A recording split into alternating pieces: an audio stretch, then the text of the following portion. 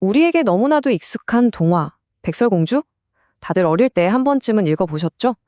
근데 이 이야기 속에 아주 깊은 심리학적 의미가 숨겨져 있다면 어떠실 것 같으세요? 오늘 이 시간에는요, 조단 피터슨이라는 심리학자의 아주 흥미로운 해석을 바탕으로 우리가 알던 백설공주 이야기의 숨은 의미를 함께 파헤쳐 보겠습니다. 시작부터 아주 강렬하죠? 이 말은 뭐냐면요.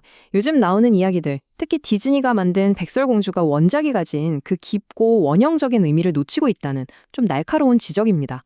그러니까 이 이야기가 왜 수백 년 동안이나 살아남았는지 그 진짜 알맹이를 한번 들여다보자는 거죠. 자, 그럼 이 이야기에서 가장 흥미로운 인물, 가장 매력적인 캐릭터가 누굴까요? 주인공인 백설공주? 아니요, 바로 악당, 사악한 여왕입니다. 이번 분석의 핵심은 바로 이 여왕에게 초점을 맞추면서 시작됩니다. 여왕은 왜 그렇게까지 못됐을까요? 우리는 보통 세상에서 제일 예쁜 사람이 되고 싶어서라고 단순하게 생각하잖아요. 근데 그게 다가 아니라는 겁니다. 그 뒤에는 훨씬 더 깊고 좀 원초적인 심리적 동기가 숨어 있다는 거죠. 과연 그게 뭘까요? 자, 이제부터 여왕의 행동을 분석해 볼 텐데요. 그 열쇠가 아주 뜻밖의 곳에 있습니다. 바로 영장류학, 그러니까 원숭이나 침팬지 같은 동물들의 행동을 연구하는 학문에서 그 단서를 찾아볼 거예요. 핵심 개념은 바로 이 번식 억압입니다. 말이 좀 어렵죠? 쉽게 말해서 무리에서 힘 좀 쓰는 암컷이 자기보다 서열 낮은 암컷이 새끼 낳는 걸 아주 적극적으로 방해하는 거예요. 일종의 본능적인 견제라고 할 수 있죠. 그럼 어떻게 방해하냐고요? 방법도 아주 교묘하고 다양합니다. 계속 스트레스를 주거나 쟤는 이상한 애라고 헛소문을 퍼뜨려서 평판을 망가뜨리고요. 무리에서 따돌리는 거죠. 먹을 거나 좋은 자리 같은 것도 자기 혼자 독차지하고요. 이 모든 게 자기 지위를 지키고 경쟁자를 찍어 누르기 위한 본능적인 전략인 셈입니다. 이게 그냥 동물들 얘기 같으세요? 천만에요. 우리 인간 사회에도 정말 소름 돋게 비슷한 모습들이 있습니다. 옛날에 시어머니가 며느리한테 누구랑 결혼해라 마라 했던 거나 어린 나이에 임신하면 막 손가락질하던 문화 같은 거요. 심지어 요즘 직장에서도 애 낳으면 경력 끊긴다면서 은근히 압박하는 분위기 있잖아요. 형태만 다를 뿐 본질은 똑같은 번식 억압이라는 거죠. 정말 흥미롭지 않나요? 자, 그럼 이 소름 돋는 번식 억압 이론을 가지고 사악한 여왕의 마음속으로 한번 직접 들어가 보겠습니다.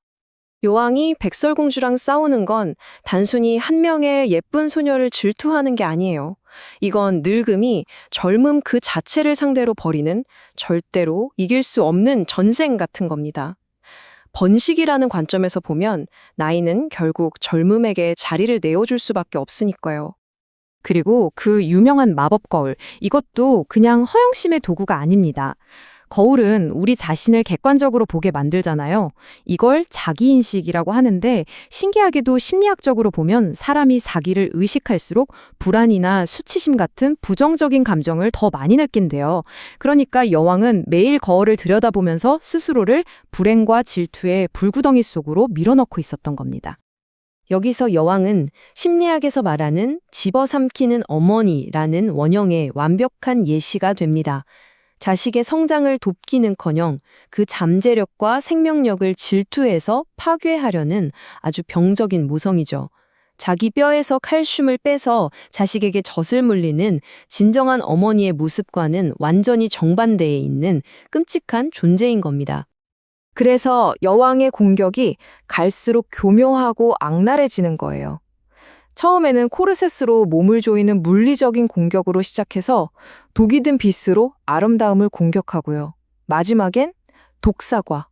이건 그냥 몸을 죽이는 독이 아니에요.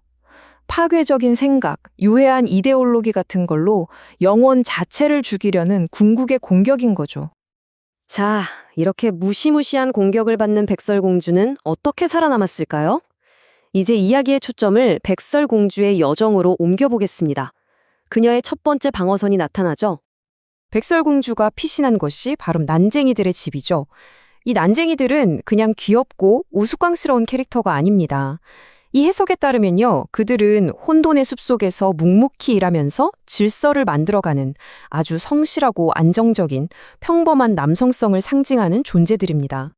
그래서 백설공주와 난쟁이들은 일종의 계약을 맺습니다. 백설공주는 집안일을 하면서 그들의 공간에 질서를 부여하고, 난쟁이들은 그 대가로 여왕의 위협으로부터 그녀를 보호해주죠. 서로가 서로에게 생존을 위한 필수적인 동맹이었던 거예요. 하지만 난쟁이들의 보호만으로는 부족했습니다. 이야기가 절정으로 치달으면서 이제는 더 높은 차원의 구원이 필요해지는 순간이 오죠. 다시 독사과 이야기로 돌아와서요. 이 사과는 성경에 나오는 선악과처럼 사람을 파괴하는 잘못된 생각이나 이념을 상징한다고 볼 수 있어요. 한 입 베어무는 순간 몸이 아니라 영혼이 깊은 잠에 빠져버리는 그런 무서운 독인 거죠. 바로 이 지점 때문에 난쟁이들은 백설공주를 깨울 수가 없었던 겁니다. 그들의 성실하고 평범한 힘은 코르셋이나 독빛 같은 물리적 공격은 막아줄 수 있었지만 영혼을 파괴하는 이념적인 독을 해독할 능력은 없었던 거예요. 그래서 왕자가 등장해야만 했던 겁니다. 왕자는 그냥 백마탄 잘생긴 남자가 아니에요. 그는 독에 쓰러져 죽은 것처럼 보이는 상태에서도 백설공주의 진정한 가치와 잠재력을 꿰뚫어보고 그녀를 다시 살려낼 수 있는 더 높은 차원의 힘, 바로 헌신적인 사랑의 힘을 상징하는 거죠. 그럼 여왕은 어떻게 됐을까요? 그 최후는 정말 끔찍하죠. 결혼식에서 벌겋게 달군 쇠신발을 신고 죽을 때까지 춤을 춥니다. 이건 그냥 잔인한 복수가 아니고요. 자기 안에 불타는 질투와 오만함에 스스로가 잡아먹히는 모습을 상징적으로 보여주는 장면입니다. 결국 이 이야기의 진짜 결말은 결혼 그 자체입니다.